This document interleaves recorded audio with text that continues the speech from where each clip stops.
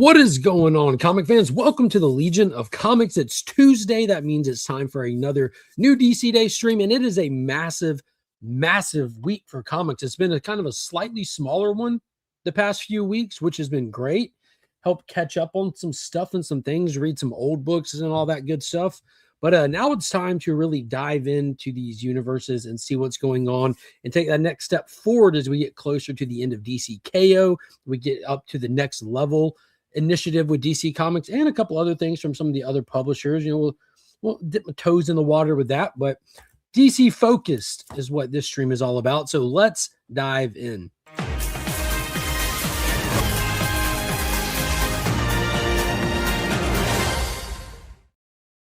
Be sure to check the link in the description to any and all my videos. You'll find some great resources down there, like big time collectibles. If you need anything cleaned or pressed, Justin Comics has got you covered. He can also submit and get your comics graded for you if you don't have your own account. The channel membership is also down there. Be sure to hit that join button. Become a Legionnaire or a channel supporter. It's a great way to help the channel out and also get some stuff in return. This coming Sunday, during the At Weeks In live stream, we'll be drawing for the February Legion Loot winner. So anybody that's in that Legion tier gets their name on the prize wheel. I think we're rocking with like 70-something channel members right now. So a big shout out and thank you to you all those folks out there with those loyalty badges next to their name. Appreciate it so much. And also get you the custom emojis and more. So be sure to check that out.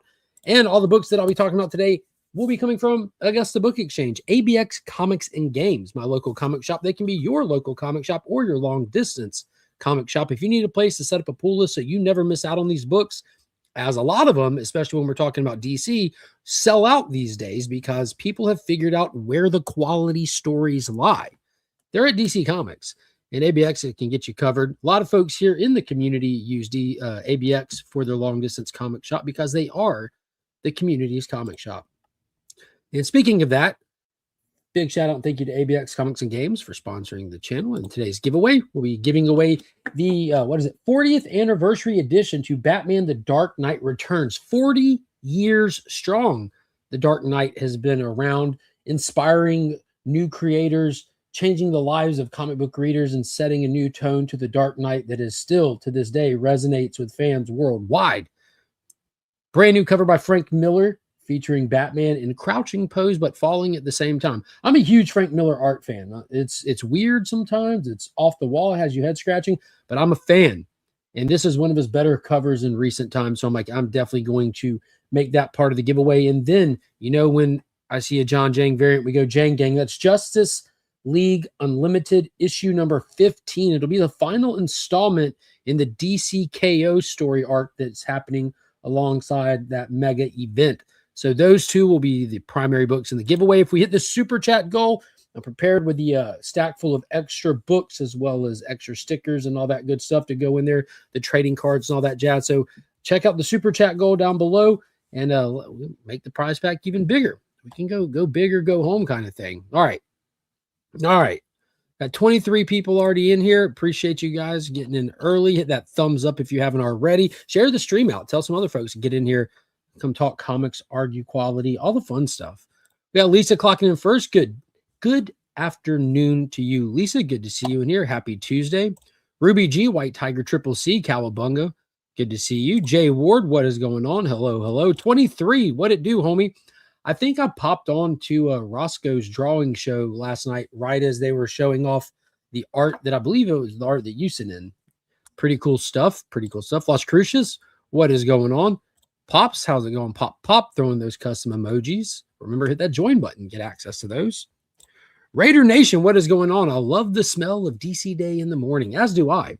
There's a ton of comics out, and I have read every DC that's on my pool, and there's a lot of them. Read a couple Marvel books because this is the week where the only 2 Marvel books that I get are out on the same week. There's just a lot of stuff. We'll be looking at all of it. Kev, Entropy and Comics, greetings. What is going on? Hello to you. Faith and Misery, what is up? Thought Tuesday would never come. Hope y'all are having a great afternoon. So far, so great for me. Very, very great day for me. It's been really mellow, really chill. A lot of reading. Superman and Doomsday. Head towards the light. Yeah, dude, that thumbnail is awesome, but that cover was fantastic. I saw that cover. I'm like, man, that's perfect.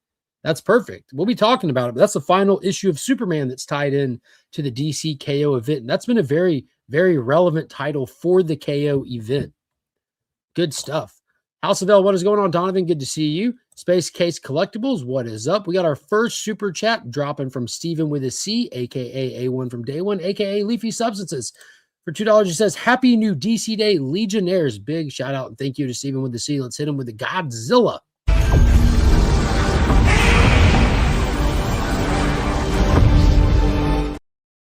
Good way to enter the show with Godzilla, because Godzilla and Kong are both very relevant to DC Comics this week, and we'll get into that as well.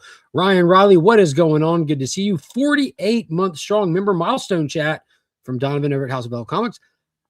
I'm having a rough day. The cold is killing me, dude. I'm sorry. I know you work out there on the move and stuff.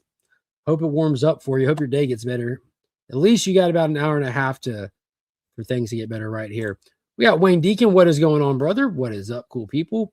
See, I done figured it out. I'm learning everyone's new ats versus their channel names. Let's go. Phil Ailing, what's up, homie? Ronnie Johnson dropping the $2 super chat. What's up, all? I need that Frank. Frank Castle? Frank the Tank? Which Frank do you need?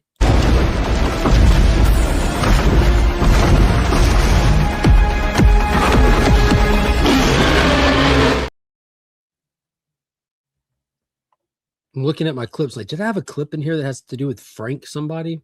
I don't know. I don't see one. You get Kong for now. Who is Frank? Frank the Tank? Tape Prime, what is going on, homie? Good to see you. What's up? What's up? JSS, what's going on, John? Good afternoon. We got Bleaker in here. Afternoon nerds. Rest in peace, Robert Carradine. Is that the dude from, I've seen a couple of people post. I wasn't sure who it was. Is it from like Revenge of the Nerds or something like that? I don't know. I don't know. What is going on, Bryant? How are you today? Brian LCS, good afternoon, good sir. Oh, Frank Miller's. Yeah, dude, I'm a space cadet sometimes. My brain had moved on. But yeah, Frank Miller's gorgeous variant for the 40th anniversary of The Dark Knight Returns is part of the giveaway pack today. Yeah, it's freaking sweet. Yeah, I got the one for the giveaway. I picked up multiple. So the second one is probably going in the Legion loot for the channel members giveaway this Sunday night. If you're in the Legion tier, your name's on the wheel for the Legionnaires giveaway. And it's a variant themed box this month. So there's tons of different ratios and all that stuff. And that Frank Miller's like, golly, it's sick. And my whole thing is like, I like the cover, but if I keep it, I'll just put it in a box and never do anything with it. But if I get it for the giveaway, I'll have it for a few days and all that stuff. I'll enjoy that. And then it can be gone. Go on now, After reading the annual, I have a follow-up question about Absolute Wonder Woman from a few weeks ago. Whenever you're ready. Drop it whenever you're ready, homie. Go for it. I'm ready. Frankenfurter. I'm happy to see that Frank Miller finally got off the squatty potty, but I can't figure out that image. It looks like Batman is using his cape as a glider in free fall, but his boots are... He's in a squatting position, Pops.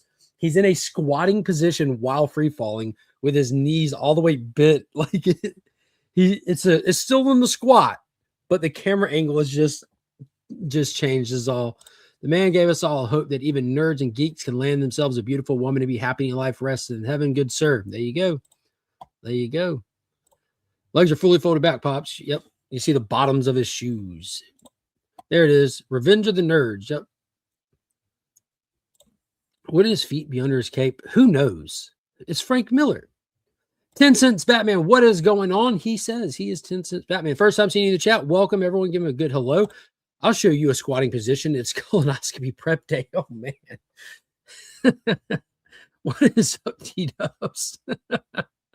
Receive the books and the AOK. Thank you. Yep. Yeah, the AOK, I didn't see anything offhand to throw in there. You're still on the hit list for the next round, T-Dubs.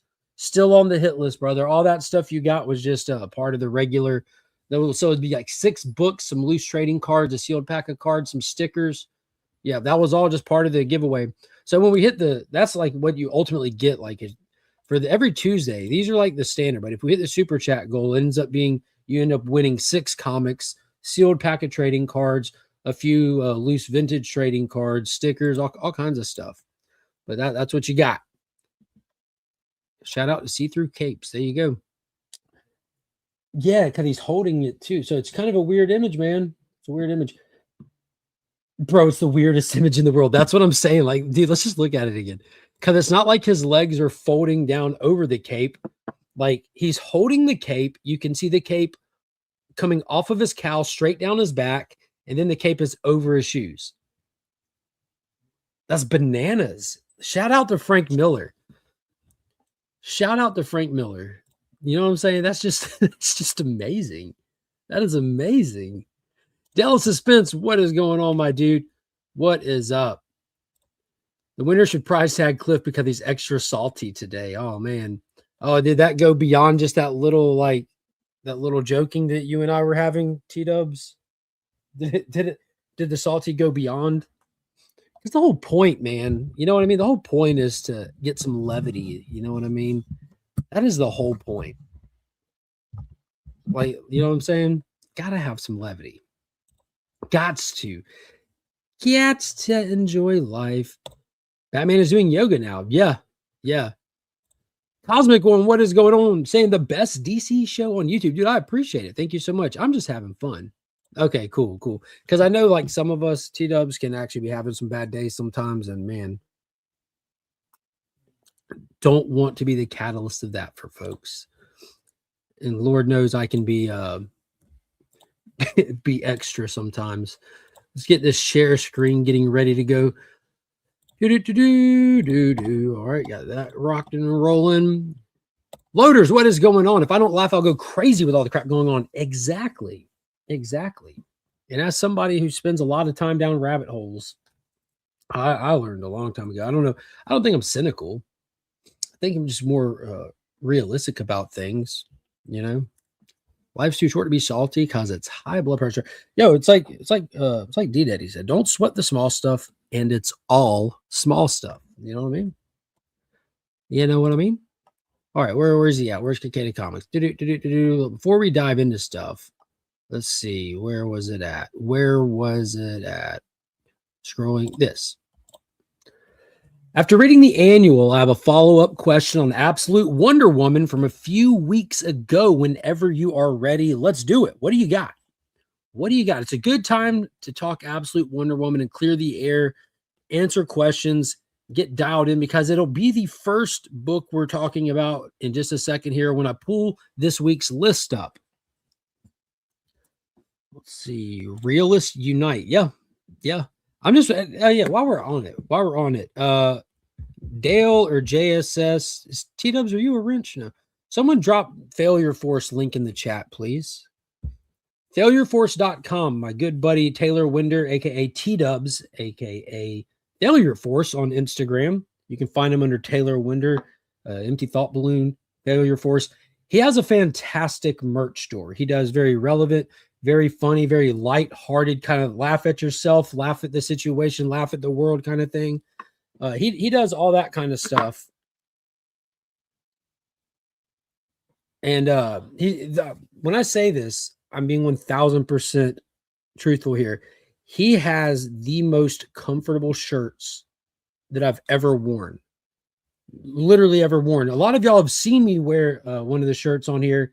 It's that butter colored one with the alien over the pyramid in Egypt, and it says pyramid scheme. The prints don't rub your body. They're not like these hard plastic prints that sweat a lot or anything. It's a good quality shirt, because I know like I've got merch and stuff, and I test merch that I put out, and some of it I like, and some of it I don't like the way it works, and I don't even put it out. But his stuff is very comfortable. It's very, and it's funny. I enjoy it. And he does stuff like that. He's got one that I really like. It's like in this, I don't know what the art style would be called, like this old, like traditional looking thing. That Fallout TV show, that little blonde haired kid in that cartoon thing that's attached to that show or that game, it's kind of that style, but it's like a guy sitting there holding a newspaper with this tinfoil hat on, and the newspaper reads all conspiracies are real.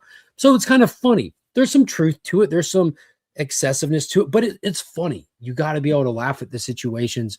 And yeah, thank you, Lisa. And Taylor's a good dude. Taylor's a good dude, and I love people like Taylor, who is a shining example of me and Taylor do not see eye to eye on a lot of things, but we truly enjoy a lot of things, and it's we can talk about whatever we want. We never get mad at each other. We like it's a great example of how friends and like level-headed people are supposed to act around each other. We look at things and we find that we're each laughing at them because that's all you can really do, you know. But he's a great individual, a fantastic member of this community. He's been riding this community for years. Go check out his website, failureforce.com. You're guaranteed to find a shirt that you'll like. He does so many varying different things. You'll truly enjoy it. All right, here we go. So you said she wasn't from hell, but she says verbatim in the annual, I am Princess of Hell. She's Princess Diana of the Wild Oz. She's not from hell. So I'm confused. The reason I'm not reading it every month is because she's from hell. Okay, cool.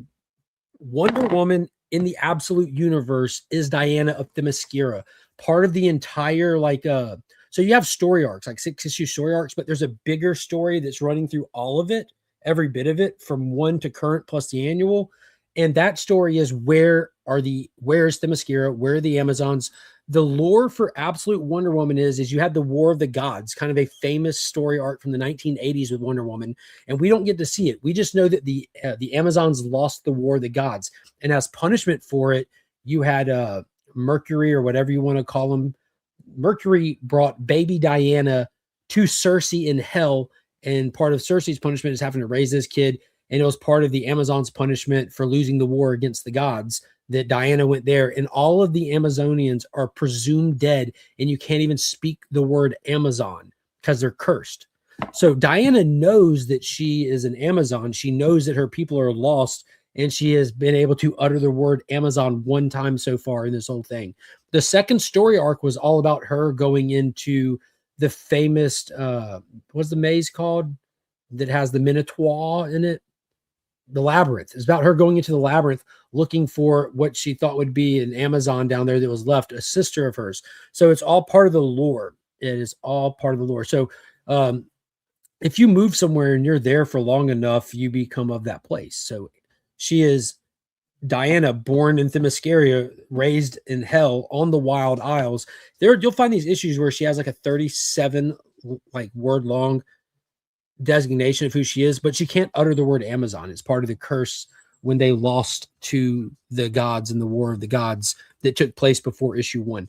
And we see only in one page through this whole 17 issues plus the annual plus the Batman tie-in stuff we've seen in one page where they actually showed us and confirmed that Themyscira is still there. And it was a huge tease. It was a huge cliffhanger. We haven't revisited it yet, but it'll be cool. It'll be cool.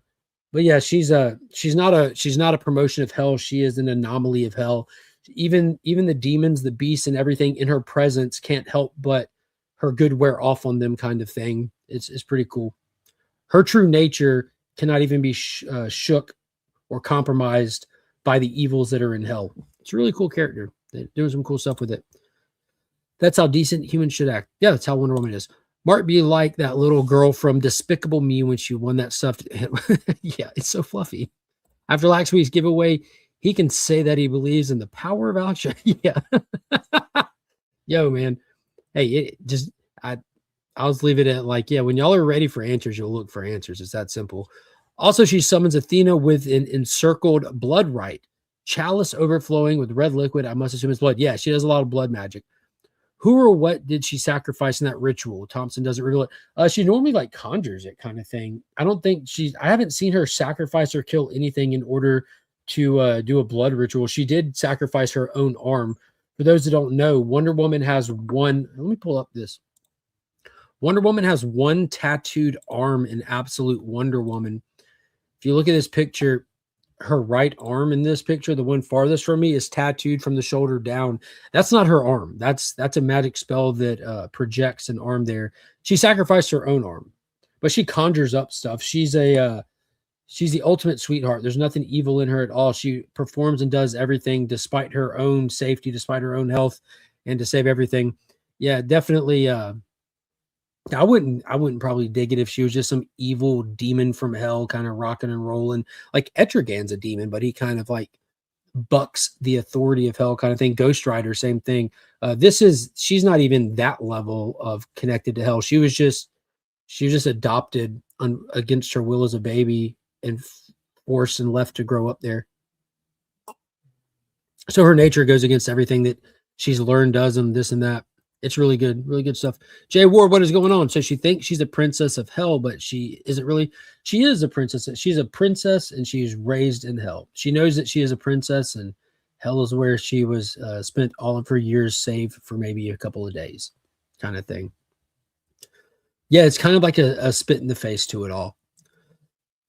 Taylor bases t-shirts on real butter for 24 hours before they ships them out. In an emergency, you can boil them and make soup. Yes, for the next the Great Depression. Yeah. Scotty, what is going on, homie? How's it going? Let's see. Swords are so close to a parable. Yeah. What is up, Beckerman? Good to see you. This is it. You have made it. Yeah, but they've got it like she is vastly different than what we're used to in the main line, but the essence and character of her is the same. Everything she is on the inside is absolutely the same. It's the dressing that's on the book that has changed. So let's talk about issue number 17 out this week. Hope everyone has it on their pre-order. Issue 16 was kind of a bigger one. It was kind of a mellow out issue that ended in a big way with the return of Zatanna that was teased a handful of issues ago, but she didn't return by herself. She returned with the full weight of the Absolute Suicide Squad.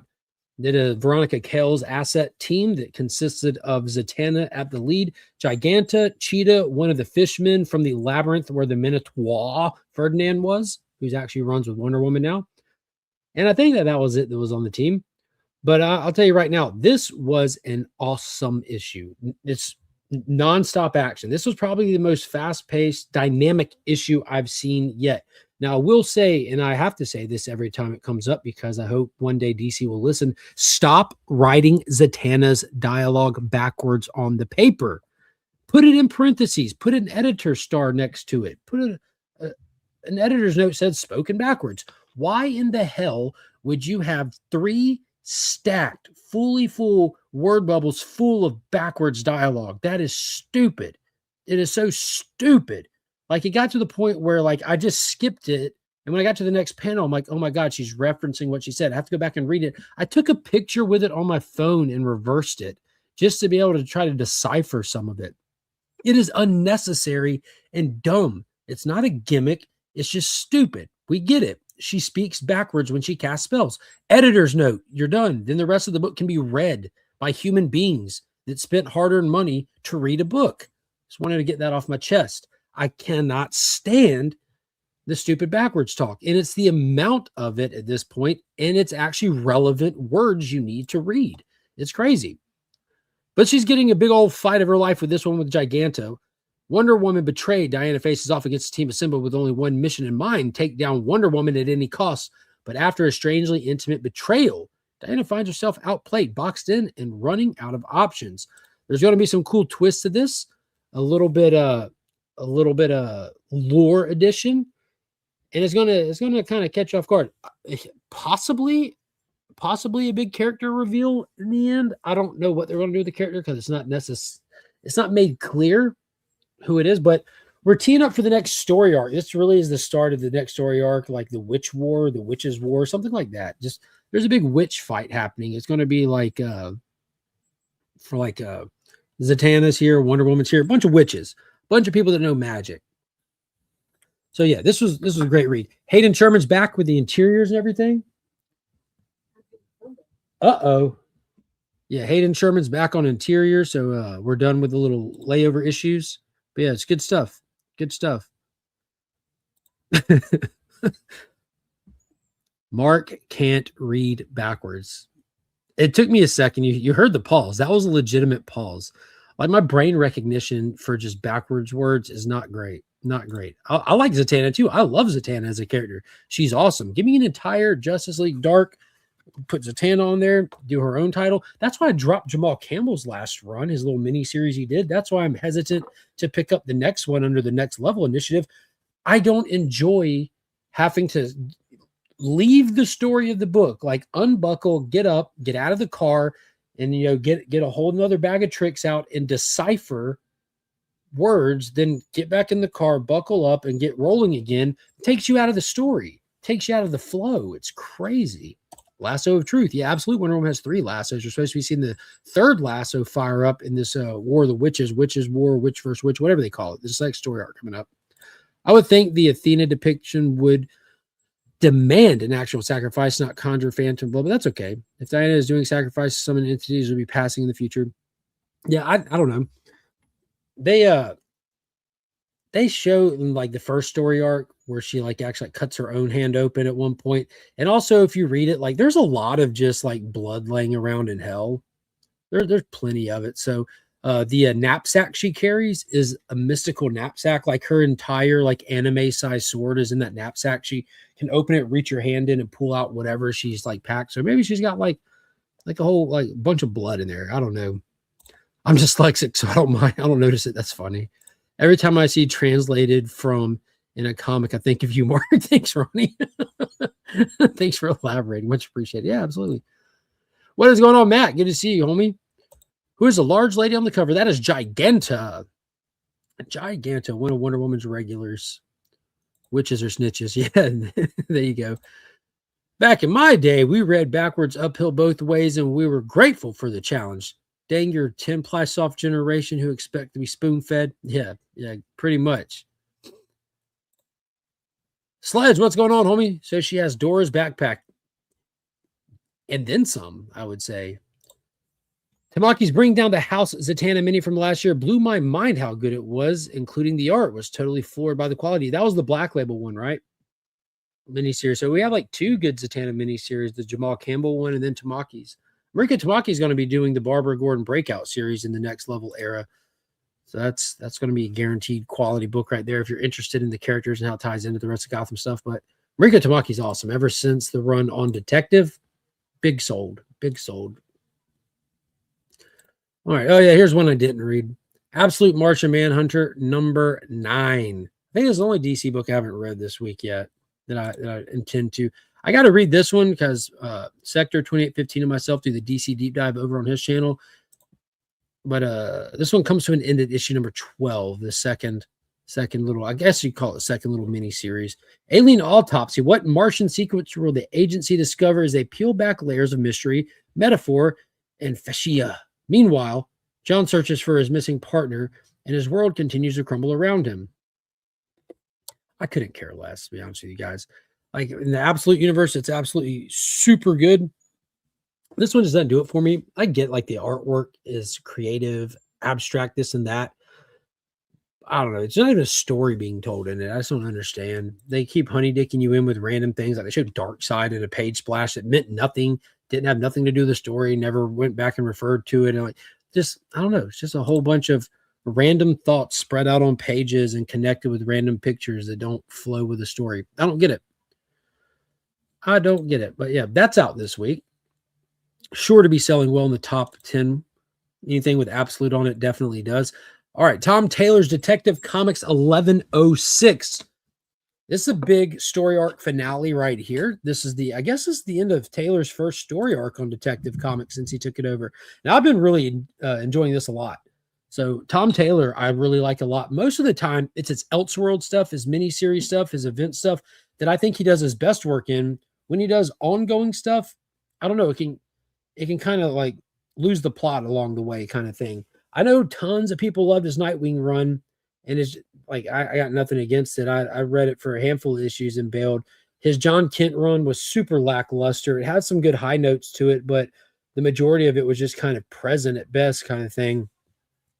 But this has been really solid. This has been really good. You got good presentation of the Bat family in here. You got a really cool story arc with this whole Leo the Lion character who's made this play on Gotham to chemical attack it to remove its fear so that people are kind of left to their own devices kind of thing. That's why Batman has that big containment. So he was poisoned right off the beginning. It has been a fight to get the job done before his mind is just gone from the toxins. This final issue is action-packed. They've kind of made a little heartfelt tie-in with Leo and Bruce from earlier on in this story arc. They kind of showed where Batman had to remove this guy's family kind of thing. There's some old wounds and this and that. And this was a good finality to it. Really good finale to it. Might have some implications in the next story arc with some of the stuff that happens in this one, with some of the interactions with the characters. Keep in mind, Jim Gordon is not the commissioner, but he is back on the police force. We saw Vandal Savage as the commissioner. I can see this event kind of pushing us into what's going to be happening in the Bat titles coming up with the Ivy Mayor thing. And there's just a lot of stuff coming up with the Batman titles post DCKO. And I can, knowing that when you read them, you can kind of look at them and like wonder, okay, this you can definitely pick up and run with it. This is just passing the pages along, but it's really good. I still stand by Detective Comics is the best Bat title to recommend to a new reader if they're wanting to get in and start pulling a monthly book. And that cover art is just wicked on it as well. Super good.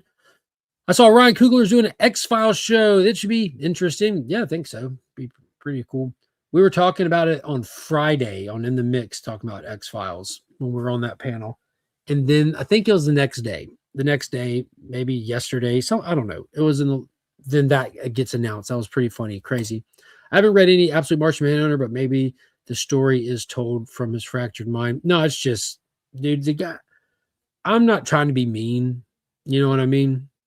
Not trying to be mean. Things can come off mean. I'm just being honest. It's just pretentious. That is the perfect word for it.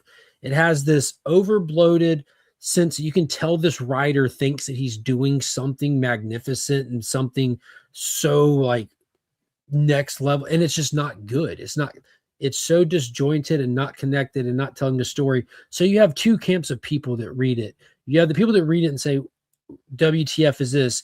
Then you have the other people that read it and think they're supposed to like it. So they say these overly positive things about it. But then when they don't even tell you what they like about it. They'll just say words like, it's so good. It's great. He's so great. Well, what do you like about it? Oh, I like the art. Well, that's not the story.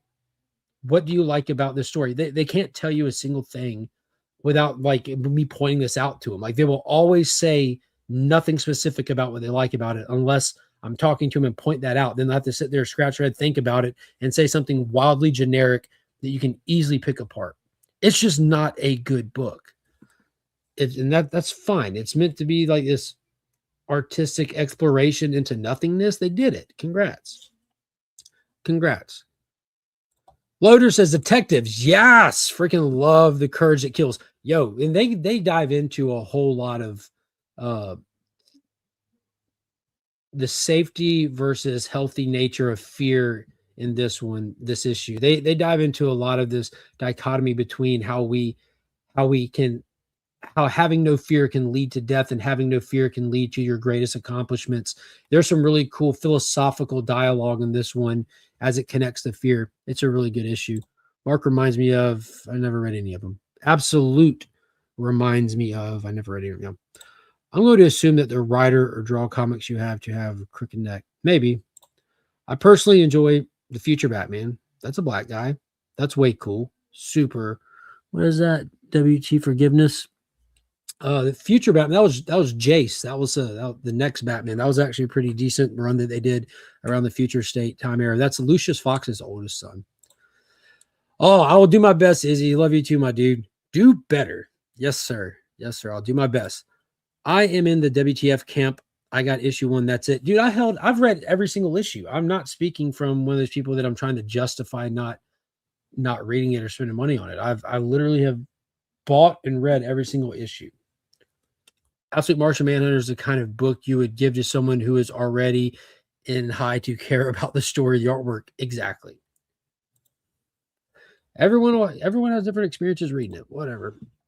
To each their own. Not here to yuck anyone's yum. I'm just causing them as I see them. Here we go. Potentially the book of the week. For me, that's my opinion. Your opinion might be Absolute Martian Manhunter is a good book. But my opinion is Superman number 35 from Joshua Williamson might just be my book of the week. DCKO tie-in. And like I mentioned earlier, Superman is one of the most relevant titles for the DCKO stuff outside of the main line. What's been happening in here over the course of DCKO is Lois knew that there has to be something more to this that she can do to help from where she's at in the fortress with all the Kryptonian knowledge. They'd already revealed that Doomsday was created on Krypton, this evolutionary thing, to ultimately be a weapon to use against Darkseid. If Krypton ever needed the day come to have a weapon against Darkseid, they would have this alpha, since Darkseid is the Omega. Well, what they been trying to do is get this Superman robot that was able to get into the Kryptonian files that have like safeguards on it, kind of similar to what you would see happen using like AI software technology these days. There are guardrails and safeguards on it. You can only do so much. That's how the crystals in the Fortress of Solitude are. But they had this Superman robot with this info on it. They've been trying to get it to Time Trapper Doomsday. Meanwhile, Darkseid's Legion of Darkseid, the Legion of superheroes from the Absolute Universe, have been running roughshod on him through this whole thing until the last issue where Superboy Prime finally said, "You want the old me? Let's do this." So this issue is the big finale to this story arc. So you get to see some hardcore stuff, some major heartfelt stuff, and you get finally the Kryptonian information that's inside of the Superbot. Find out what it is, find out how it comes into play into the DC KO event, and get set up for the finale of the DC KO event right here in the pages of Superman 35. I love this cover. You got Time Trapper on there. The end is nigh. We all saw what happened to Superman in DC KO number 3. Lex Luthor stabbed him in the back in his one last little attempt at rallying. He gets taken out of the tournament by Luthor of all people. Luthor crowned the King Omega, but Doomsday is on the way, and not to fight Luthor. Doomsday is on the way to face off against Darkseid somehow, some way, some whatever. We'll see what happens. We will see what happens. I'm very excited for it. It's going to be fantastic. All right, let's see what we got in here. Head towards the light. Yeah. Superman. My pull list for this week is limited collector's edition, number C-39, facsimile edition, ... DC Comics, $14.99. Yeah, the big oversized treasury edition. Super cool.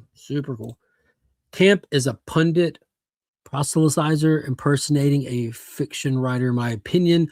I do think Manhunter's distortion does come from his first-person warped senses, though, which is a cool concept. Yeah, they play with that a little bit for sure, like especially with the Martian vision thing. But the fact that we're now 9 issues in, we know nothing about a single character in the book. We're barely care about our main character in the book. We still don't know what the colors are present everywhere for, even before he got joined with Martian Manhunter. They're just, it's an experiment and experimenting. I just don't think if it wasn't for the success of all the other Absolute books, it would be absolutely tanked by now. When I read issue 1, when it first came out months ago, I said, if you're an indie fan, this book might be a good entry point to DC for the indie fans. So everything has a purpose. It doesn't all have to be for me, that's for sure. Justice League Unlimited number 16 also out this week. Mark Waid on the writing, Dan Mora on the art. This is our second DC KO tie-in. We know down below the earth in hell, Neuron has been doing his thing, and we've had the survivors from the We Were Yesterday time-hopping story event that have been present in this. Has pretty much been Mr. Terrific's Terrific 10, aka the Justice League Suicide Squad. Basically, they've all been these anomalies of time and space that exist as like phantoms of their real self stuck in our universe. They all went down to hell and tasked themselves with an impossible fight to try to get to Neuron and shut things down. And that's where we pick up the finale to that. The last few players are still here. You have Owl Woman, you have Mr. Terrific, and you have Neuron. You have a lot of the last heroes of Earth rallying to fight back these demons in the face of certain Armageddon. How will that affect the villains that are sitting there fighting against them? What will Mr. Terrific have up his sleeve? How will he shut all this down, close the gates of hell, and break the pact that they had with Darkseid through all of this? Find out right here in Justice League Unlimited, number 16 this week.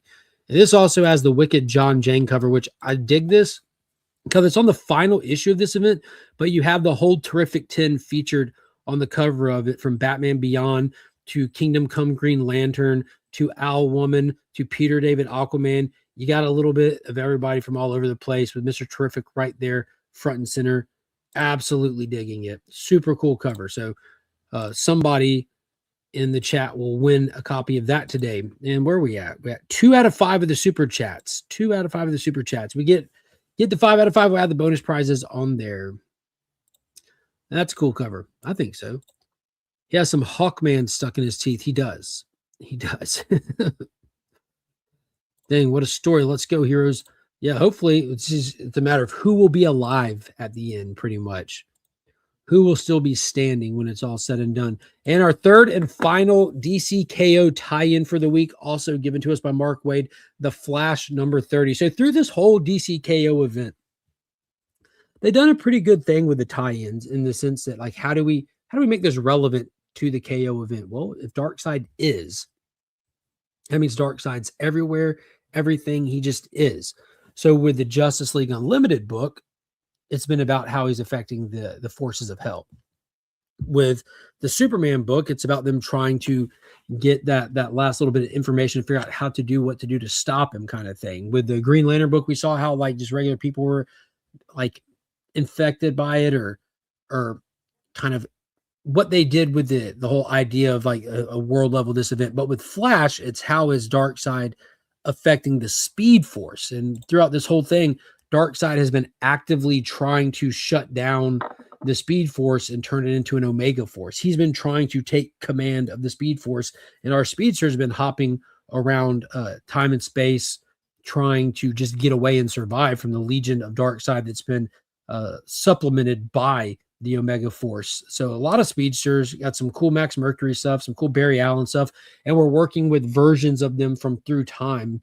So that's a pretty cool little angle. We revisit some iconic moments in DC history and see what Darkseid's trying to do in that time and space. And we also get this huge moment with Bart Allen, aka Impulse, in the last issue, where we realize that he is now like a living embodiment of the Speed Force, changing his importance and his potential in the DC universe moving forward, which could come into play in the next story arc or the next run of Flash.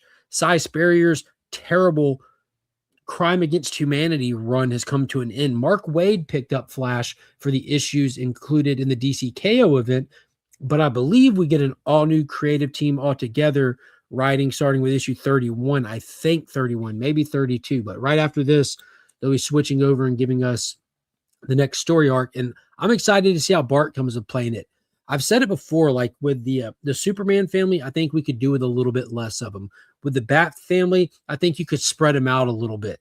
The Flash family, I really enjoy them all being together. I enjoy their interactions. I enjoy their dynamics. They're so different. They're so set apart from each other. I really dig it. So I'm all for some Bart stuff. I'm all for it. What is going on, Steph? Good to see you in here today. We got Steven with a C dropping another $2 super chat, getting us one step closer to those bonus prizes. Let's go.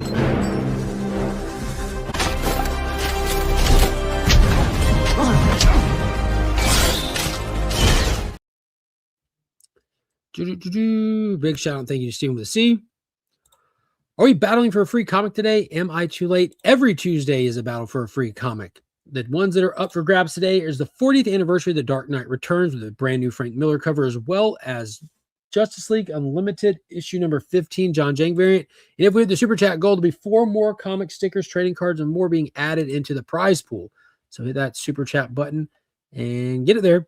All right, let's see. Where are we at with these comments? All right. Let's go. What is going on, Garfon? Good to see you in here. Hello, hello. Flash is amazing. Wally's family, kids. Let's go. Yeah. And see, even his kids are entertaining. You know what I mean? Even Judy that they just brought in as Jay's long lost daughter. She's amazing. Super, super cool characters in the Flash family, at least in my opinion. I guess maybe I'm just getting softer in my older age, but the family dynamic stuff really just hits differently for me. Speaking of families, we got Green Lantern issue number 32 by the always incredible Jeremy Adams. And you can see right there from the cover, get an idea of what to expect in here with this ring. It looks like Hal is proposing to Star Sapphire.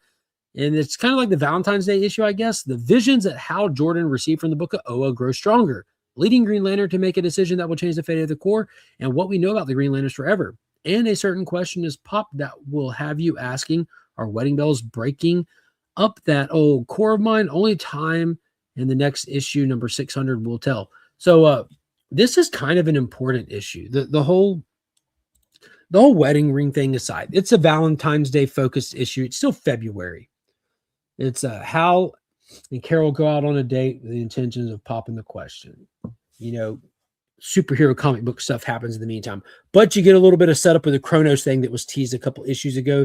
They're setting up for the big story arc that's coming up. We already saw Jeremy Adams do massive things bringing the core back, bringing the lanterns back, bringing the different color spectrum back, bringing the iconic characters that are associated with the franchise back that Jeff Johns established. He brought Green Lantern as a franchise back in a massive way. And he did it through the whole Star Killer Supremacy storyline. And now we're about to get into this whole new storyline dealing with Kronos, which, if you know your Green Lantern lore, it's a big deal. They got all the central power batteries back. They're all together on Oa. They released the science cells, so all your favorite villains, Atrocitus, Lafreeze, all of them, they're back. They're back in different capacities and different dynamics. Ultimately, they're going to be spread out doing bad things, and we're getting the status quo back with brand new stories and stuff, which is what we need. And this is a fun story, but has a major implication at the beginning of it with the Chronoses and at the end of it with the dynamic of what's going on with Carol. Star Sapphire has been front ran a lot through this rebuilding of the core. She's part of the Justice League Unlimited book.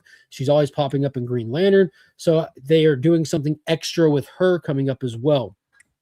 The next issue, more importantly than anything, is a milestone issue, number 600. It's going to be an oversized issue. So we're guaranteed awesome covers, cool stuff, and probably a jump on point and also a takeoff point. It's going to hopefully not be one of those books where they just do like, here, we'll go hire 10 different writers to do 10 different stories that are all 4 pages each. Nobody wants that. Give us like 3 stories because you have the Howl stuff you need the next little chapter in. We need to go to Oa and check in because there's 2 Green Lantern books that are ongoing anyways. Check in with our primary characters, our John Stewarts, our Guy Gardners, Kyle Rayner. After this issue, you're really going to want to know where the hell did Hal just go. We need to see what's going on with that. But all in all, Green Lantern is about to be stepping into another really big story arc. This book is perfectly timed with its momentum, its pacing. What looks like Jeremy Adams has ideas for the way he's breaking these up with the TV show that's supposed to be coming in fall. So that should be cool stuff. Steve White, what is going on, homie? I love that the next level books seem to be each character's continuation after the KO events from the art. Yes, 100%. 100%. I say it all the time. The continuity at DC has never been this good since the last time the continuity at DC has been this good. No other, Marvel's never been this tight. Marvel's never been this tight before DC was this tight. Like DC's just got a lock on like the whole yarn board concept. This is a connected universe with characters that exist simultaneously on the same timeline. And it shows, it feels it. It feels it. Because you have a lot of readers that aren't used to that, you get little myths and lies and narratives like they reboot all the time. They don't. They don't. Flash is super cool. Yep. I like Judy and her spunk 1,000%. Okay, real talk. Does anyone care about Hal and Carol's relationship? Yes. Real talk, yes. I like it being tumultuous. Is that the right word? I don't want to see them with a white picket fence. I like the flyboy Hal. I like them liking each other, and I like that their lives don't allow them to be together and happy and calm. Does that make sense? Lois and Clark are together, happy and calm. This is a fun dynamic. It's a relatable dynamic, Carol is clutch. I don't think you have a bunch of people out there like begging for them to get married. And read this. This book is on brand. But yeah, I think that they belong together like peas and carrots in their own dynamic that's unique to them. It better not be another Batman Catwoman setup again. I'll be super ticked off. Yeah, it's crazy, isn't it? It's still February. That's a quote. Yes, sir. Yes, sir. I love Hal, but Carol is too good for Hal. 1,000%. 1,000% loader. And I think that that's like such a great observation, kind of what I was going at. Like they like each other, but things just don't get them there, Joffrey, what is going on, homie? Good to see you. Hello, hello. AR, good to see you. Happy DC Day. When you're 100 years old, it feels like they reboot all the time. You can be 100 years old and they still only reboot once. I'll tell you what a reboot is when you sign up for Punisher, you get to issue 5, and then you go to get the next issue. It's issue number 1 already again. 5 issues before they go to number 1. That's crazy. That's crazy. Where's Marilyn Moonlight? That's a great question. That is a great question. Hopefully it'll be something that they dive into during the reign of the Superboys. Right now, there's not a Superman title that is participating in the normal everyday stuff of Metropolis where you can get a Marilyn Moon Knight, but she's popped up a handful of times since she was first introduced as the Spirit of Metropolis. Super cool character, but we just don't have, like, Metropolis is in ruins right now with the terraforming of Earth. DC makes up characters, but rarely follows through. Well, Joshua Williamson created the character. Joshua Williamson's still on the book, so still there, still relevant. It's popped up against it because a lot of characters are made up for a story arc and just meant for that. And then you pick them up later if you get an opportunity to. But Marilyn Moon Knight was a cool character. Need to get more. Maybe during the reign of the Superboy stuff, we'll see. Lois Clark, Bruce Selena, Barry Iris, Diana Steve, and therefore Hal Carroll. There you go. And the fridge and Kyle. Oh, man. Oh, man. Now, this is, all right. Punchline, Miracle Molly, Ghostmaker, Clown Killer, the Designer, all of those characters that James Tynion put into his Batman run were never intended to do anything other than personally make James Tynion money. I hated that run, couldn't stand it. And that's a perfect example of why I recommend Detective Comics to people, because James Tynion was creating characters to get royalties on the back end down the road, just trying to self-enrich himself instead of worrying about making good comics. His run sucked and those characters sucked. And that's going to happen from time to time. But that's a perfect example of how not to do characters. That right there. 1000%. Now the JSA characters, let's take a look at those. They just introduced a lot of new JSA characters during the new Golden Age, which was an 80-page giant that Jeff Johns set up. Jeff Johns loves the JSA characters, absolutely loves and respects them. He created Judy that we were just talking about here recently, Mr. Terrific's kid, who was introduced, and that is about to be in the brand new Teen Titans series, part of the next level on the far left right there. Countless of those characters, Airwave that's in Front Ran and the Justling Unlimited, countless of those JSA characters that were created for that Jeff John things are being used today all throughout the DC universe. Countless ones of them. A lot of them didn't make it, but tons of them are. So I would not put those in the same league as those throwaway characters that James Tynion was trying to make money off our backs on. DC has an issue introducing all these new characters and barely using them. There's new characters introduced in comics all the time. But yeah, it depends on how they're rolled in and how they're introduced. But when you're just throwing one out there every week because you're taking advantage of a comic book bubble that's happening in the marketplace, that to me is just kind of cheap. Jeff Johns did that stuff for the JSA that's really, again, it's impacted the characters. Judy's with her dad. Mr. Terrific's kid is there. Like, you're seeing these characters in perpetuity already. You're seeing them. They've gone to their places where they belong. Some of those characters that were sidekicks or lost characters attached to an already lost other character, that was it for them. That was one of the coolest things that they did at the end of the Lost Children Stargirl series, is you saw that all of these new kids, all these new characters, they all don't have a happy future in front of them. Some of them came back to find out that their mentor was dead. Some of them came back and couldn't stand it and just hung it up. And then some of them, like Judy, went on to run with the Flash family. You know, one of them is trying to get to know his dad, Michael Holt. You know, just different ones have different dynamics. So they've handled some of them really well, and some of them they don't. Yeah, but Kyle's with Jade, isn't he? No. I love these Tynion characters. Oh, whoa. No, that's fair enough, Ever. Like who you like. Balfam. I remember Clown Hunter. I mean, Ghostmaker was I'm trying to remember anything cool about him. I like Ghostmaker's parachute pants. I like his parachute pants. So with a marriage of Alan Hill to Astrologer Daughter of Powers, I don't think we're going to get a wedding. Finally starting to use Flatline again, even though I don't care about the character. I think Damian had more chemistry with Connor in that Robin run. Yeah, Flatline's going to be on the Teen Titans as well. Flatline, Cheshire, Fair Play. Not sure who the orange jacket is or the yellow shirt is. The yellow shirt almost looks like Jay with the pink hair, but it's clearly not. And I don't know who it's supposed to be. I don't know what's up with that book. Seems kind of weird. That cover that was homage to the classic. Clown Hunter is an awesome character. Hopefully they aren't done with him. They didn't do anything with him to begin with. He just popped up and during the middle of the riots in Gotham's or the Joker War, and that was about it. Been reading some Johns and Gibbons lanterns from 15 to 25 years ago with assorted, fantastic artists. The quality is winning me over, and I'm not a cosmic character fan normally. Yo, the John's era Green Lantern is insane. It is insane. You get Green Lantern Rebirth with the return of Hal Jordan from the Spectre to the land of the living, and it just takes off from there. Takes off. The Sinestro Corps War. You had, what was that spinoff series that they did? There's 2 series going at one point, pretty much like a Green Lantern Corps book. But there's just so much stuff going on. The introduction of the color spectrum, first appearance of Atrocitus, LaFreeze. Dude, there's so much happening. Blackest Night, Brightest Day, Kyle becoming like the one. So much stuff in there. Anyone else notice the one new character for the Teen Titans looks like Naruto? Yeah, that's good. Good. Yeah. Ghostmaker was on the Batman Inc., but that didn't last long. Yeah, fair enough.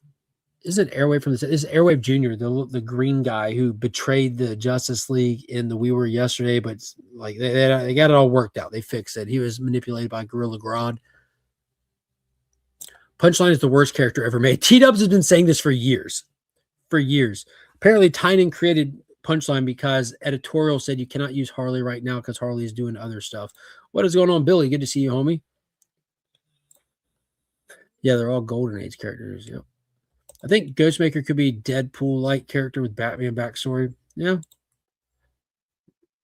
Miracle Molly and I'll write them in a story. It's too much Gotham stuff for me, I think. I don't think Kyle is currently with anyone, but Jade is in love of his life. Kyle is not with anyone. Jade is over with the JSA, and Kyle is out in space, and they have been for a while. I haven't seen them interact in a long time. Teen Titan looks like a One Direction, yeah. The wrong direction. Now I don't think it's Aquaman's son. Oh man, y'all are gonna see me have like a fanboy moment when that next Aquaman book drops. You'll have to explain the single continuity for Supergirl from post-crisis to Campbell's current crap someday, LOL. I don't think one exists, so like I'd like to hear you explain it. I have an entire video on Supergirl's complicated history on the channel. I would just recommend you watch that. It'll make it make sense a little bit. Supergirl's current backstory is what it is. You got to remember there's been numerous Supergirls. One was even just like the Matrix life form that wasn't even a human over the years until she ultimately died in Crisis. Like you go back, Supergirl came, she died. And then post-Crisis, there never was a Supergirl because of the way that the universe reshaped from the multiverse shrinking down. You had the Matrix Supergirl, this, that, and the third. Then you had the Superman Batman series from the early 2000s that Michael Turner did the art on. And that was Kara coming to Earth, crash landing here. And Kara's backstory is that of what it was in the Silver Age. You know, Krypton exploded, Argo City survived, the ground starts to become poisoning. They let it down to the point of her having to leave. And she left Argo City and watched everyone she loved die twice. And she comes to Earth. That's pretty much it. That's pretty much it. 2 characters at the end of the Teen Titans lineup are 2 completely new ones. All right, there we go. John's Grill Saga is epic. Simply the best era. Yeah. Just finished a conversation. David Mack had just had the OG Greatest American Hero sign his Greatest American Hero free comic book day book. Oh, that's pretty cool. Saw Aquaman 7-inch farm figure at Ross Day for $12.99. The Endless Winter one. Oh, yeah, cool. Nice. I don't remember him being in Endless Winter. It wasn't alive back then. I did get the itty bitty Superman movie. There you go. Flatline's character written well. Yeah, Flatline was what was that? That was just Robin miniseries, right? During the Lazarus Planet run. It would be nice to see Kyle and Jade get married. Imagine how cool it would be to have Alan Scott as your father-in-law. Super cool. The greatest Green Lantern ever. Kal-El is Superman. How many L's are Supergirls? I think there's just one Supergirl. It's just his cousin. Supergirl history is almost as bad as Hawkman history, which is almost as bad as Donna Troy history. You know what I'm saying? You know what I'm saying? Yeah, there's a couple of characters out there that had a rough go at it due to just editorial not focusing on them, letting people have a little bit too much leeway with them when they were wanting to write them up. And here it is. Hulk number 4 is on my pull list. That's one of the Marvel books I pulled. It's actually beautiful, beautiful art on the inside. Punisher number 1. Keep in mind, we just had issue 5 last month, and then we're going right back to issue 1 this month. That blows my mind. But it's just continuing Benjamin Percy's run. It's a good book. It's a good book. Benjamin Percy's doing a really good job with it. Highly recommend. Harley Quinn 59 is out this week. Hyde Street number 10 felt like it's been a while. Here's a big one for the week. Make sure y'all get out and get it. The New History of the DC Universe continues. Mark Waid is not writing this one. You have Nicholas Draper Ivy writing it. It's the New History of the DC Universe, issue 5. Technically, it's a one-shot, but it's called The Dakota Incident number 1. It was revealed in the New History of the DC Universe that the Milestone characters are coming back to canon. They will be canon in the DCU. We got the big reveal also during DCKO, during the Kids Are All Fight one-shot, that how Granny Goodness has been out like snatching up kids, trying to train them up for Apocalypse and stuff.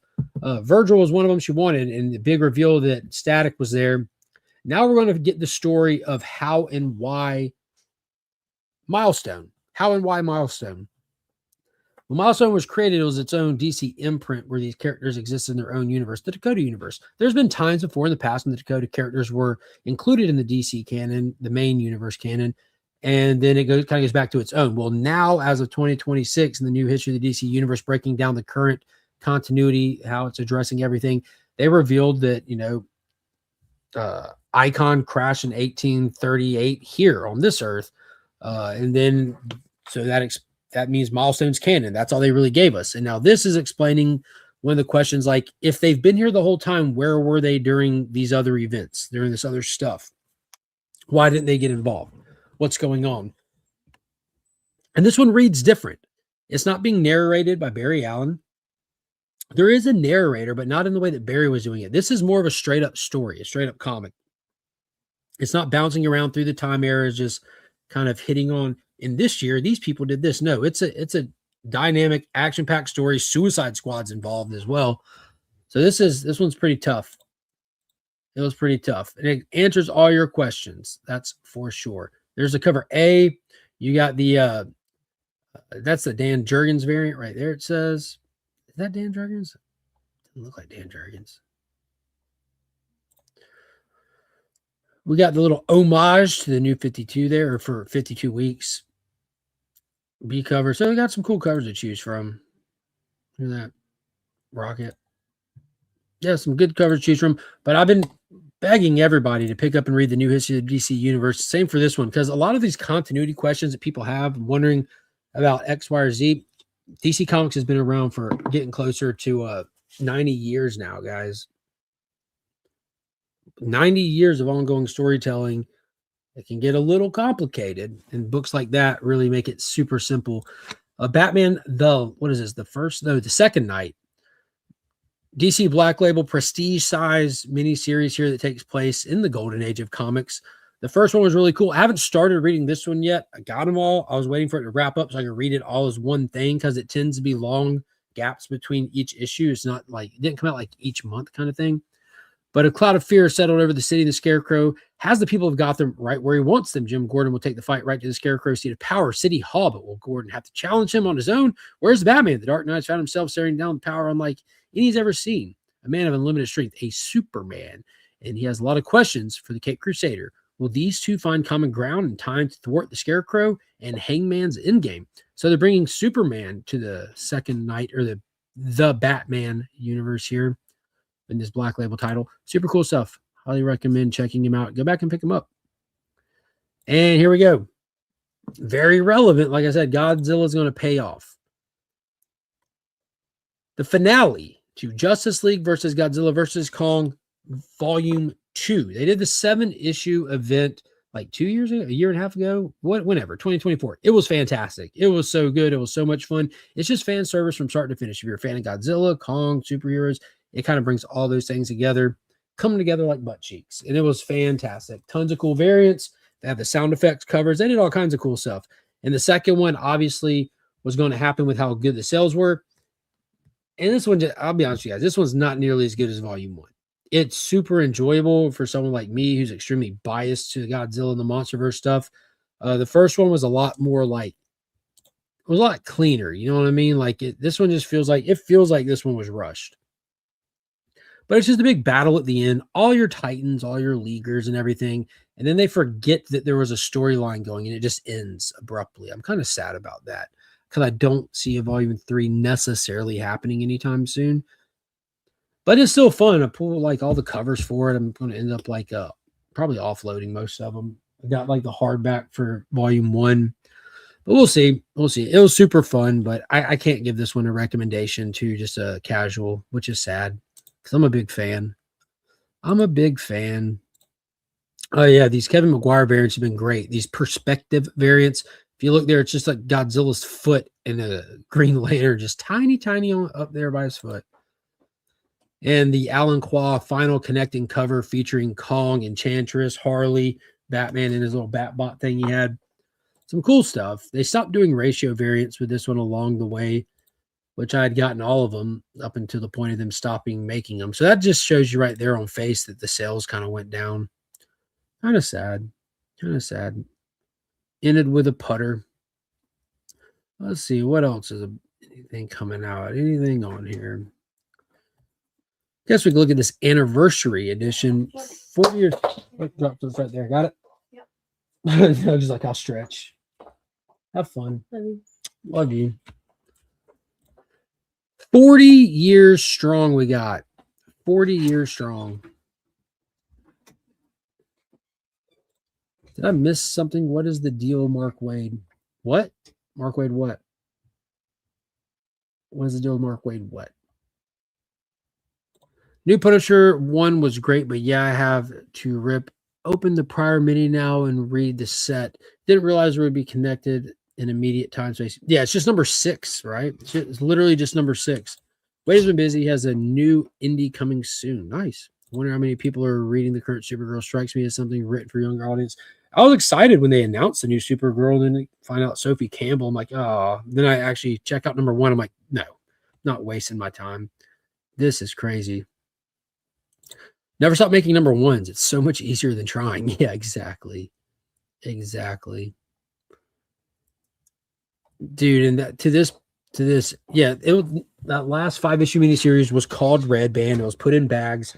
And if you read Punisher number 1 comes out tomorrow, you'll see that this one is no different. Could be Red Band put in a bag. They didn't put swear words in the Red Band version. It was just violent. This one's just as violent. Jigsaw's back as the villain. So it's definitely it's gory, that's for sure. So Kara L is current Supergirl. Yes. Campbell should stick to art. The writing is consistently so subpar for me. The last run of Power Team T looked really good. Yeah, it's fair enough. What's going on, circumstances? Dan Jurgens at Planet Comic-Con next month. Gonna have him sign my first night. Hell yeah. Super cool. DC 1935 to now 9-ish years. Wow. Getting there. Getting there. Yeah. Yeah. It's confusing for a lot of people. There goes Tokyo. Yeah, they're about to get the next Godzilla Versus. They do this things IDW does these fun Godzilla books called Godzilla Versus. He's been to Chicago. He's coming to Texas next. They do all these little famous cities all through the world. That's pretty funny. The trade dress on that second Kong series makes every issue look like number 2. So I didn't want to stick it. Yeah, that's fair. As a person buy RC sports card with autos for money, comics is pure art. Yeah. Yeah, I think comics is a bad idea to try to get into for investment purposes. It's probably the worst idea. Unless you're trying to have fun while you're doing it. All right, where's it at? Where is it at? Where is it at? Do they not have the Frank Miller cover on there showing? Good God. There it is. There it is. All right, now let's try to make sense of this. Who can figure out this photo? Yeah, to make it simple, Supergirl pre-crisis died in 1985. Died. Supergirl after that showed up in for the first time because she died, and the universe was reorganized during the great subspansion. Went from a multiverse to one world. Characters from Charlton came in, like a character who used to be on this earth, used to be on that earth. The survivors all lived on one earth together. Things were changed. New histories were written for characters in this new world, in the upheaval of the universe. Then the Superman Batman story arc, Kara lands for the first time. That's the Kara that's been here consistently since then. That is a flexible human. Yes, it is. Yes, it is. God, no, not Superman, Batman 6. It'd been like double digits super early on.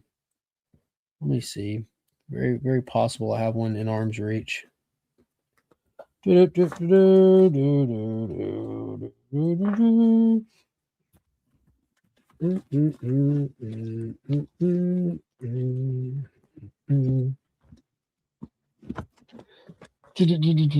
even watch a movie about it. They did the Superman, Batman, the Apocalypse.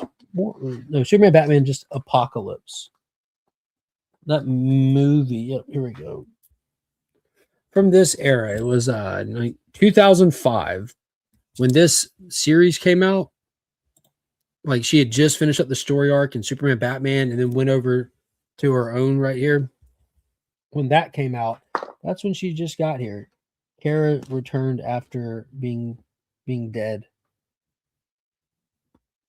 and forgotten. This was not Kara during the Peter David one. That was not Kara. I don't have any Matrix stuff over here.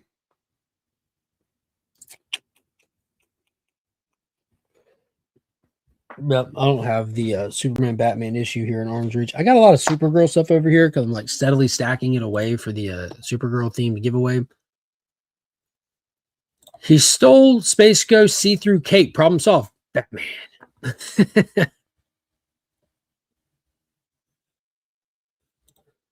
How great they're all. Only shows where I want them. But yeah, this super cool cover is part of the giveaway today. But yeah, I really dig this. Despite the boots making no sense whatsoever. Let's see what else we got. I think it might be down to the bottom of the DC stuff there. There's a lot. There was a lot. Oh, check it out.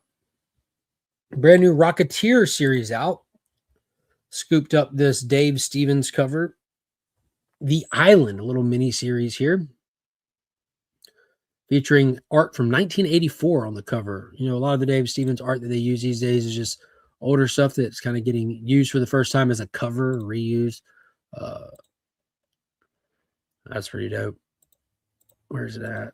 This one, Sean Gordon Murphy getting an awesome cover. This one got picked up going in the Legion loot as well for the channel members. That's wicked. That's super wicked. He's going to go there and deliver justice, Pop Pop. I'm perplexed at how his feet are going through his cape. Or did he strap his boots to the back and he is barefoot? Oh, that's a good option. I haven't read The Dark Knight since it came out. So wild it is, so new and mind-blowing back then. 40 years later, you can see the stark nihilistic influences everywhere in comics. You can. And I'm one of those weird ones. I love The Dark Knight Strikes Back, the 3-issue sequel to it. I really love that a lot. I think Miller did the interiors on it. Yeah, he did the interiors on that one. I've just enjoyed the Dark Knight universe stuff in general. Venom 3 was a great movie. Forgiveness, yeah.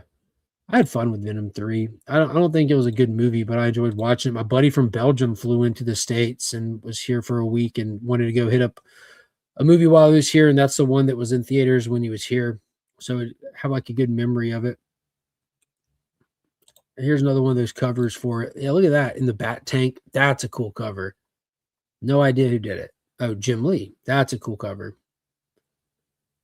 Man on his last leg there. I wonder why that one's separate than the rest of them.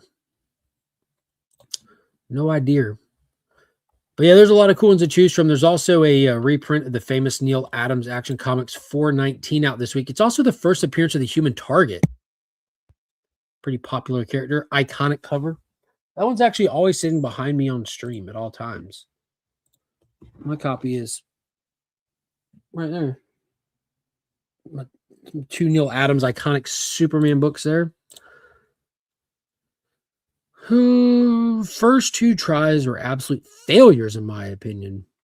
All the stories finally pay off in Master Race. What about the one shot that they did featuring the death of Jason Todd? Golden Child wasn't the best. Master Race was pretty cool though. That's position of the. It would be the position, but it doesn't explain how his feet are showing through the cape. That's the curveball. That's the curveball, is the feet showing through the cape. Because you have the cape, you can see it going over his shoulders, down his back, and then he's holding it. So it should be coming up, covering his feet. But yeah, see-through cape. See-through cape. Do you have it back there for target practice? Did it? I get it. All right. I think that might be it for this week. I want to talk about some of the stuff that they announced at the Comics Pro event, some of the stuff that you can look forward to after DCKO dropping. Oh, here's the one that Scotty was talking about, the big Treasury edition of the limited collector's edition, number C-39. C-39. And those are always fun.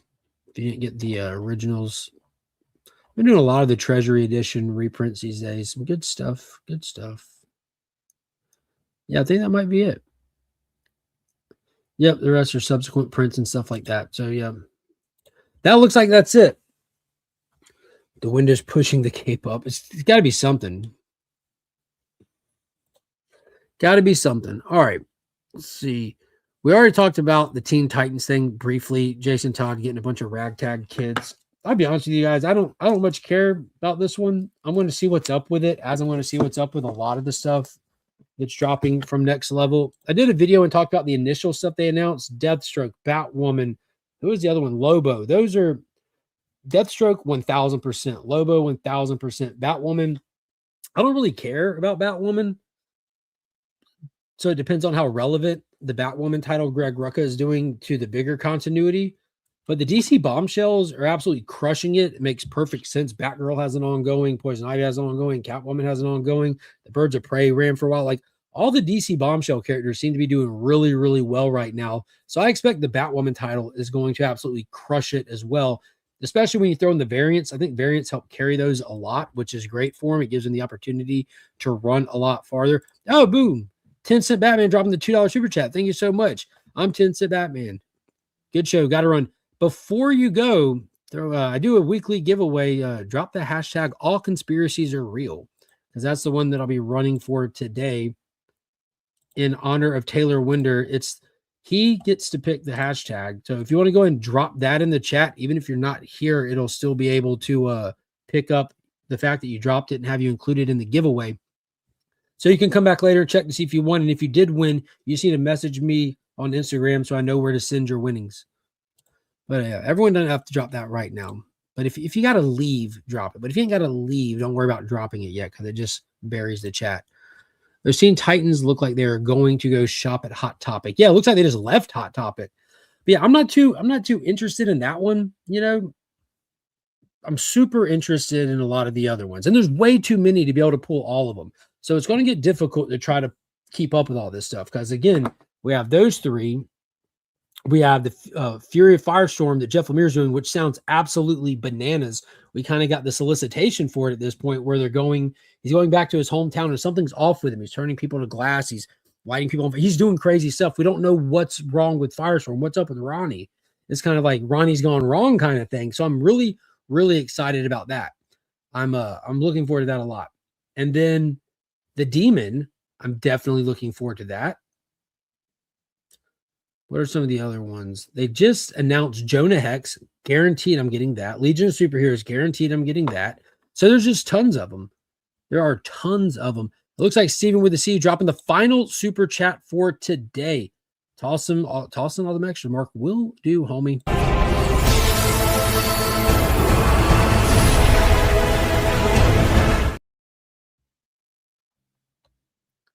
Boom. Let's see. What's up, Legend? That's funny. That's funny. Everyone, yeah, you can drop chat, or you can wait to drop it. Either way, but it just buries the chat. Oh, other ones coming. So Teen Titans that I will be keeping up with are not teens. They previewed this a while back, and we knew John Kent was going over to the Titans after DCKO. They're renaming it, not renumbering it, but turning it into the new Titans. We got the official team lineup too, which I'm excited about. Spoiler, Tara, Yara and John. Very excited that Yara and John are on the team together. Their dynamic was really fun during Future State, and their characters that they haven't figured out what to do with them yet properly in a long while. They pop up and stuff. Yara's and Wonder Woman stuff. Couldn't carry her own title when Jolie Jones was doing it. John Kent, y'all know my feelings about that. They have just crapped the bed with John Kent. It just bums me out.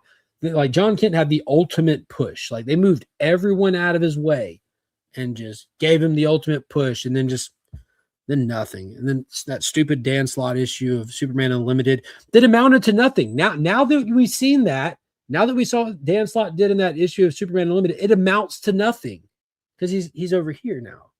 Superman Unlimited is the most pointless book that they lied to us and told us is a relevant book. I don't understand that. But I'm hoping that with John Kent here, he's in a better place. Because, they tried to run like John Kent as a front runner. It just didn't work out. And I don't think it should. We're going to be getting, I forget what book it's in, but we're going to be getting him de-aged in the book even. So I don't know if that's going to be a flashback, if it's going to be attached to that. There's a lot of stuff I haven't really dove into the solicits on because I don't want stuff to be too spoiled for me before I read it, kind of thing. Yes, New Titans, I'm all in for. So I dropped Titans. Tom Taylor was writing it. Nicola Scott was on the art. It was really, really enjoyable for the first story arc. The art really carried it, I think. And my hope for something good to happen really carried it. But Tom Taylor, again, for me, just kind of went flat and I bailed off of it. So I just kind of peek in to keep up with events, especially like with the evacuation of Earth and the Grainy Goodness stuff. But I'll be adding Titans back to my pool list with the new Titans, with the new creative team on it, and riding out for John Kent to see what goes on with that. So we'll see. Oh my God, a tape. Tate said everyone's leaving. Pop said looks like it. Actually, the viewership's gone up. Ironically, yeah, it's gone up. Tom Taylor dragging a dead horse. It's what it feels like a lot of the times. He starts strong and then it just gets. But to his defense, he hasn't really wrote a lot of stuff that was like forefront continuity stuff. It's always like the people in the peripherals. I don't know. Let's see. I know the exciting one for most people is the return of Absolute Green Arrow. We got like a full-on look at what Green Arrow will look like in the Absolute Universe after Oliver Queen's death at the hands of Hawkman in the Absolute Evil one-shot, which was crazy savage, out of left field. We're getting the return of Absolute Green Lantern. It's clearly not Oliver Queen. This person's going around eliminating billionaires. It's like a serial killer murder horror book, and the billionaires have like this security asset team led by Black Canary that's on the case trying to figure out what, why, and who. And the only connecting thread to any of it is this green arrow that's left at the scene. Now, this is solicited as a miniseries, so people don't get upset. Don't call, they canceled it, bad sales. There's no way that this book will not be selling in the top 10 based on pre-sales alone. Guaranteed it will. Guaranteed. But it's only 6 issues solicit. So don't, most of the time with all this DC stuff, even all the stuff for Next Level, Firestorm, The Demon, Jonah Hex, Legion of Superheroes, a lot of this stuff will be solicited as a miniseries, as a 6 issue, but they will be prepared to extend it if the sales justify extending it. Some of it is solicited as ongoing. Lobo is ongoing. I think Legion might have been. I'd have to go back and check. But keep in mind, that's the formula DC uses. In order for us to get all of these characters, because like the chat was saying earlier today, they have so many characters that they don't do anything with. There's too many characters in the DCU. There's too many characters in Marvel 616 for even like a good fraction of them to be present every month, especially forefronting. They're massive universes being built up over nearly 90 years. So they rotate them. Remember, we had a Challengers miniseries. We had a Question miniseries. We had a Black Lightning miniseries. We've had a ton of miniseries during the All-In Phase 1. Now we're getting to All-In Phase 2 with Next Level. They're going to drop a bunch of miniseries again. They're all going to be interconnected via the continuity, just like the last ones were. And I'm wondering what the Nexus book would be for this. When All-In kicked off and they did all those kickoff series, they all tied back to the Justice League Unlimited somehow, like the Captain Atom project, all of them. So I'm wondering if we'll have another book like that that's kind of the central book, or if it'll be the Justice League Unlimited again. I'll be there to find out, that's for sure. I still think Kevin Smith's Arrow is very, very good. Fair enough. Fair enough. Kevin Smith's supposed to be doing the Bizarro book coming up as well. That's an announced book. I will talk to Porznak. Curious about what he may say. Do it. Do it. Green Arrow is an awesome character, 100%. So it's good timing for the Green Arrow fans out there. The ongoing title wrapped up here recently at 30-something issues, and now we're switching over and getting an absolute title. Hopefully the absolute title will give him enough juice, give him enough fan favoriteness, because Green Arrow was mad popular, especially when the TV show was kind of in its first few seasons. We'll see. Pretty sure Marvel did that with Spider-Man and Wolverine because it was actually selling. Possibly. Spider-Man sells despite being terrible. There's people that are just so hungry for quality for Marvel books that they just settle for slop. I'm guilty of it sometimes. I bought all the Donny Cates Hulk run. I'm not going to drop the Hulk title. I'm going to keep it. Just keep putting it in the box if it's not good. Read it if it is. It's a tough character to write. Green Arrow is a tough character to write. I was talking about that in DMs with Loader earlier. Like his shtick, his thing that makes him separate is he's like a social justice warrior style character. So you can either have a wildly talented creative team like Denny O'Neil and Neil Adams that do like a revolutionary good job on it. And then you can have a lazy writer that just self-inserts and just no one likes it. So it's a tough thing to do. Superman's a hard character to write. A lot of people aren't virtuous anymore. So how can you write a virtuous character? AGA's bow is awesome. Made of machetes. I didn't even notice that. I did notice like the metal work at the center of it.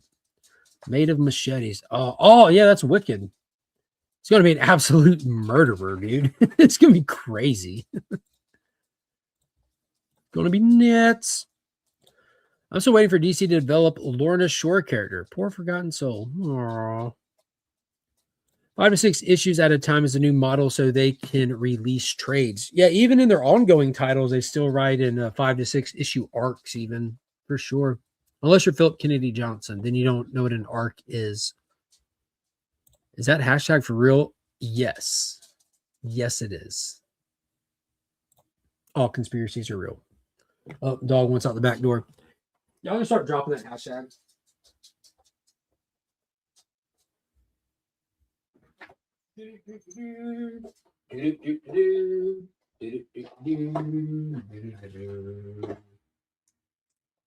Yes, most certainly, Raiders Nation. That is the hashtag for today. That is the hashtag for today. All conspiracies are real. You name a conspiracy, I'll tell you if it's real or not.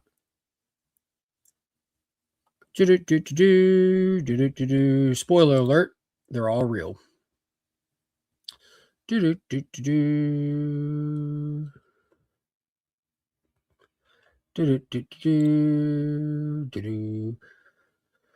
Sure are. All right, start grabbing some of these little extra things in there because big shout out to Stephen with the C going the extra mile, getting the extra prizes thrown in there for today. Stephen with the C is always going above and beyond. Always going above and beyond. Him, Marty. I don't think Marty's here today. I haven't seen Marty. Lizard people, real. Next conspiracy. Let's see. Get some cool cards here.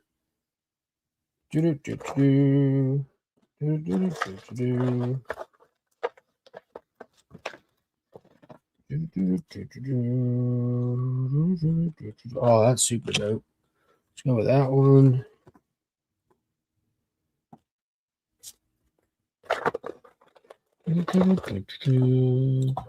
It doesn't have to be true to be real. Dude, that's a very apt saying. All I have to say is Michael Jackson is a hero. Nothing unreal except nothing real can seem threatening. Lisa, check your spelling, Las Crucias said. Inquiring minds want to know.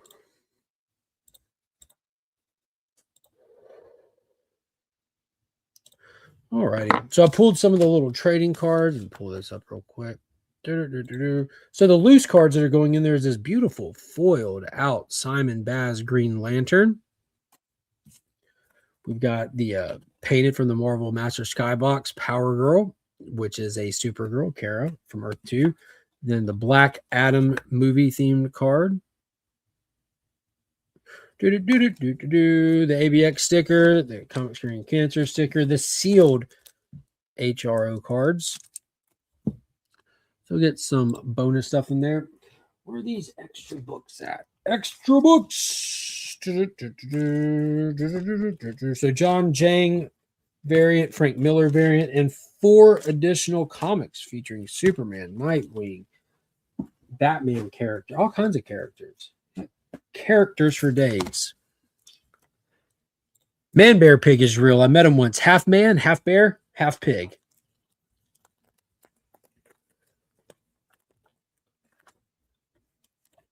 Yeah, I miss when it was all fake. I miss when all the stuff that you read in the National Enquirer was fake. Oh, man. Sledge says Cole is better than Conan. That's a hot take.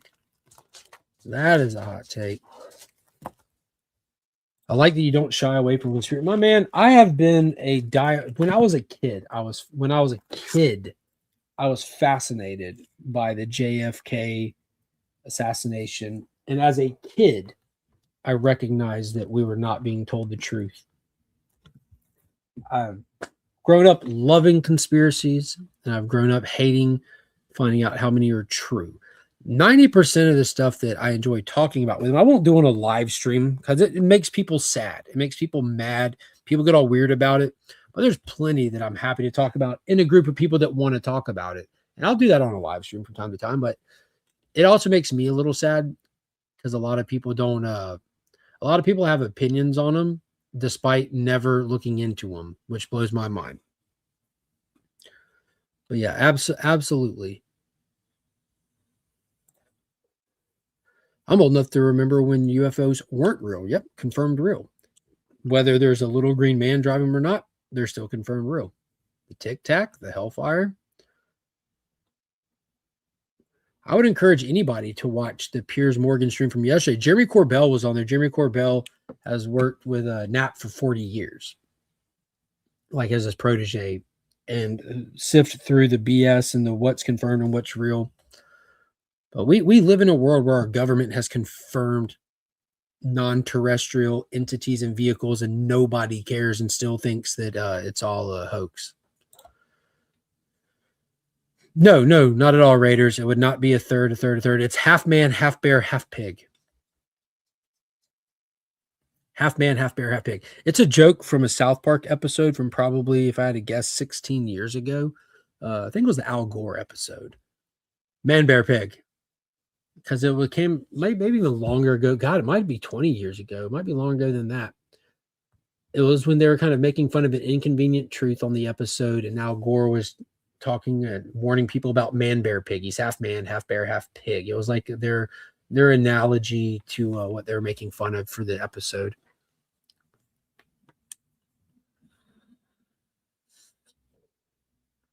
I do love the Department of Truth. Absolutely, if that's what you're referring to. All conspiracies are really fun. Jay's a UFO. There you go. Don't make me feel old by dating the Man Bear Pig episode, right? Yeah, I feel you on that. I get these little realizations, little things here and there. I sent my good buddy from childhood, I sent him a video yesterday, and Lisa, I'm sure that this will resonate with you as well, because this will resonate with anybody of a certain decade, of a certain era. But I sent him a video of Brian Vander Ark, who is the lead singer of the Verb Pipe, and they did that song, "The Freshman," and it's him singing it from just a couple of months ago. He posted a live cut of him singing it. That song resonates so much in a nostalgic way. But seeing Brian, I haven't seen Brian outside the music video for that song probably and as long ago as the Verb Pipe was still together as a band. So seeing Brian at his age he is now was still like the voice of an angel singing so well, but that song and seeing how old he is, like, oh my God, that's crazy. That's crazy. Thing is, are UFOs early drone technology? What percentage of the time? Oh, a mixture for sure. What's going on, Brother John? My man. How's it going? 2026. Oh, it was 20 years ago. Golly. Oof. Oof. I keep meaning to watch Ancient Aliens because whether or not they are right, they are unexplained enigmas all over the earth. Yeah, absolutely. Dude, Ancient Aliens is fun in the same way that like reading out of a co-signed history book is fun. Like, bro, there's so much of this. People, they should start it with, we don't know, but here's our current theory. Like, there's like, you don't know. And that's how Ancient Aliens is. Here's a piece of hieroglyph, a piece of evidence. Here's a question we don't have an answer to. And then they just tell you a fantastical story to go with it. You got to be able to separate the two. I mean, it shouldn't be that hard for people to separate the two. When someone shows you some dinosaur bones and then they tell you that this dinosaur sounded like a squawking bird and it had big brown feathers and it woke up every day and looked 30 miles to the east to decide what it wanted for breakfast, you should know all of that is bullshit except for here are some dinosaur bones. They don't know, but it's fun. And you probably should look into that. You should probably look into that. I would suggest just checking it out. Go look for the answer. Dude, one thing that I've learned, and I've talked to plenty of friends that have never believed a single conspiracy a day in their life to finding out how many have been confirmed to be true over the years. I've talked to so many of them that have like come around on certain things, and I will never, ever, ever try to tell someone who just absolutely starts off with the assumption that none of it's real, anything about it. If you want to know about it, you should go look. The only person that convinced any of us anything ultimately is ourselves. Let's go look. And I'll tell you right now, if you just look for dissenters, all you're ever going to find is dissension. Go look for credible evidence. Military personnel, professionals, because you'll find probably a lot of it. Crap, it's almost 20 years. I looked it up. Aired April 26th. Yeah. Yes, the Verb Pipe is awesome. Yeah. Go check out their official YouTube at the most recent upload they did of that song. It's incredible. There are people that can vote that were born after Man Bear Pig. That's crazy, dude. Yes, exactly, Jay. That's wild. Now that age, that set some age in right there, didn't it? Man, time flies. Time flies. Let's see. Have you seen the missing Malaysian flight drone footage from 2 different corresponding angles? I have. Just bloop, gone. Bloop, gone. Absolutely gone. Have you checked out the flight log of who was on that? Gets crazy. You guys you ready to spin this thing? Because I'll go down a rabbit hole. I'll just sit here and I'll talk all this stuff with you guys. From ancient lost civilizations to the oldest known type or carved language ever, breaking all of the history books wide open, to the Clovis first model not being real, to the JFK assassination, to what's been confirmed over the past 2 weeks, satanic cults, like any of it you want to go down, I can happily go down. I've been in a healthy way obsessed with these things my whole life. Happy to do it. There were no drones until like 20 years ago. That does not account for all the sightings in the 20th century. A little bit longer. You're not far off. You're not far off. Whenever you can plant your flag in the ground on like confirm a technological date, back it up, guaranteed 10 to 15 years, if not more. And that's the reality of it. Like, because a lot of UFO sightings are most definitely just test runs of stuff. You know what I mean? Obviously, for sure. Mistaken identity. There's so much stuff out there that's ran before it's made public for countless reasons, countless valid reasons. So before anything ever comes into public eye, public consciousness, or confirmed or given to us, it's been around a long time. Roanoke Colony, that's a fun one. Where did they go? I really encourage people to check out the American Horror Story season that they did on Roanoke. It's kind of like a split season, a reality show season, and then they get into a little bit of stuff. But people claim that I think that ultimately the narrative is that they just moved out of the colony, like in further into inland. But yeah, the Roanoke stuff is super interesting. The Anunnaki, yeah, that's a fun one. Get back to the how did we get here? Get back to gold mining on Earth. Our randomizer conspiracy, yeah. Satanic panic is a dismissive way they shrugged off what was really going on 1,000%. 1,000%. Some people can't handle the truth. Gotta love them anyways. Yeah, for general public. Yeah, absolutely. Start a mystery show, Mark. Yeah. What I think it was Taylor, my good buddy T-Dub, said comics and conspiracies. That'd be a fun one. I looked and it says this. All conspiracy. The Wi-Fi. Lizard people. I'm a big fan of the Wi-Files. Denial is easier than accepting the horrors of truth. Yeah, for sure. That's why they say ignorance is bliss. Sounds like you know all about Mel's Hole then. I sure do. The Wi-Files episode did a funny episode on Mel's Hole. As of February 2026, U.S. government has not formally confirmed the existence of aliens or extraterrestrial life. The Pentagon has denied processing reverse engineering technology. So that's a copy and paste from AI. You can tell from the dash, it looks like.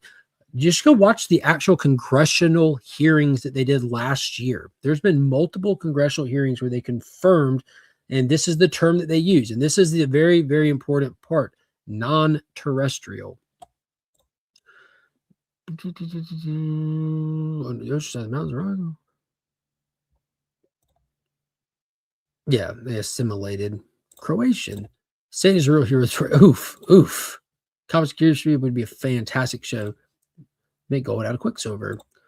They used UAVs in 1849. The Australian balloon attack on Venice. Unmanned aerial vehicles. That's wild. My computer disconnected and I think they're watching me and I've said too much. I'm not saying there isn't aliens. Probably is. But I don't trust a couple of government people. Oh, I don't trust the government at all for anything.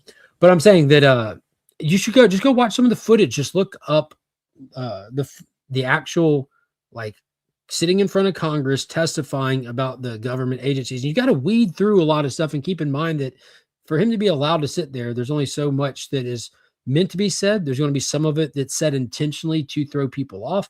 But when they classified the things he could say into 3 categories, things that I can say in this open hearing, things that I can say in a closed hearing, not for the public, and things that I just will not be talking about.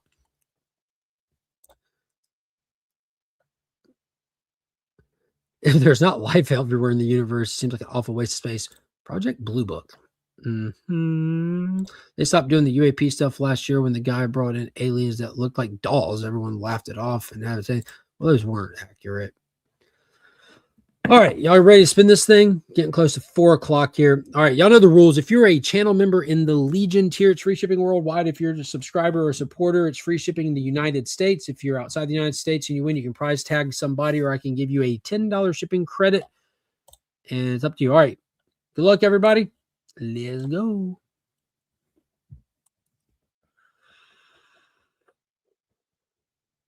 And Phil, big shout out to Phil. Big shout out to Phil.